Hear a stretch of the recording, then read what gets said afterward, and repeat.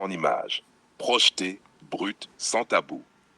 Regarde une photo, une seule, mais pas comme tu le ferais normalement.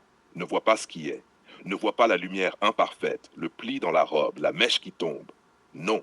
Vois ce qui pourrait être. Vois ce qui doit être si tu avais le pouvoir de projeter l'avenir sur une image figée. Imagine la robe. Pas une robe normale. Une robe qui respire, qui raconte une histoire. Une robe qui devient extension de son aura. Les plis ne sont plus des défauts. Ce sont des lignes de force. Les couleurs ne se contentent pas d'exister. Elles exigent le regard. Elles hurlent l'intention. Et toi, derrière l'image, tu n'es plus spectateur. Tu es architecte du futur. La coiffure, tu ne choisis pas pour la beauté du jour, tu choisis pour le futur. Une coupe qui capte la lumière comme un éclat de volonté. Une mèche qui semble défiée par le vent du temps. Tout est calculé pour qu'elle ne soit pas juste vue, mais ressentie. Son regard devient un message. Je suis ce que je deviens, même si tu n'es pas prêt à le comprendre. Mais ne crois pas que c'est juste esthétique. Chaque retouche, chaque modification, chaque accentuation dans la photo est une déclaration. Tu refuses les limites de la réalité, les compromis du quotidien. Ce futur que tu projettes n'a pas besoin de permission. Il est brutal, direct, cru. Il ne sourit pas pour plaire. Il frappe pour marquer. Et dans ce processus, tu te rends compte d'une vérité dérangeante. La réalité ne te définit pas. La projection te crée. Tu peux montrer le futur avant qu'il arrive. Tu peux rendre tangible ce que personne n'a encore osé imaginer. La photo devient un manifeste silencieux, mais impitoyable. Elle dit, voici ce qui pourrait être. Et tu n'as pas le choix. Tu le vois. Chaque détail compte. Les accessoires ne sont plus accessoires. Ils sont des symboles. Les chaussures, les bijoux, le maquillage, le moindre reflet sur la peau, tout devient langage. Et toi, derrière l'image, tu parles un langage que peu comprennent. Tu ne cherches pas l'approbation. Tu ne cherches pas la douceur. Tu imposes ta vision. Et ce qui est fascinant, ce qui fait vibrer ce processus, c'est l'intensité. Le contraste entre ce que tu vois maintenant et ce que tu as projeté. Le réel et le potentiel se confrontent. Et c'est là que la magie ou le dérangement opère.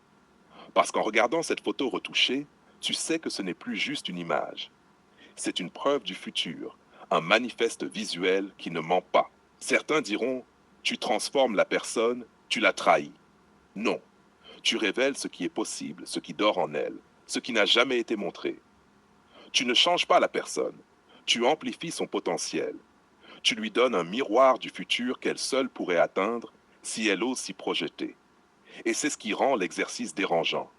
Parce que toi seul connais la frontière entre ce qui existe et ce qui pourrait exister. Le spectateur voit une photo parfaite, séduisante, impactante. Mais toi, tu sais la vérité. Chaque pixel, chaque reflet, chaque ombre a été choisi pour projeter un futur cru et exigeant. Il n'y a pas de demi-mesure. Il n'y a pas de compromis. Il n'y a pas de filtre de sécurité sociale ou de normes sociales. La photo est ce qu'elle doit être, une version plus vraie que la vraie vie, une version qui ne ment pas sur le potentiel. Et si ça choque, tant mieux. Ce n'est pas fait pour être compris. C'est fait pour faire ressentir, faire réfléchir, faire vibrer. La beauté du processus, c'est que tu peux le répéter. La prochaine photo, la prochaine pose, le prochain futur. Chaque image devient un test, un laboratoire, un terrain de projection. Et toi, derrière l'écran ou le logiciel, tu deviens un créateur de possibles, un manipulateur du temps visuel, un architecte de réalité potentielle. Et c'est là que la photo, qui semblait insignifiante au départ, prend tout son sens. Elle devient un outil de vérité, un révélateur de ce que tu crois possible, une arme douce et brutale à la fois, parce qu'elle montre que le futur ne demande pas la permission. Le futur se construit. Et toi, derrière l'image, tu décides de sa forme. Alors regarde-la encore une fois.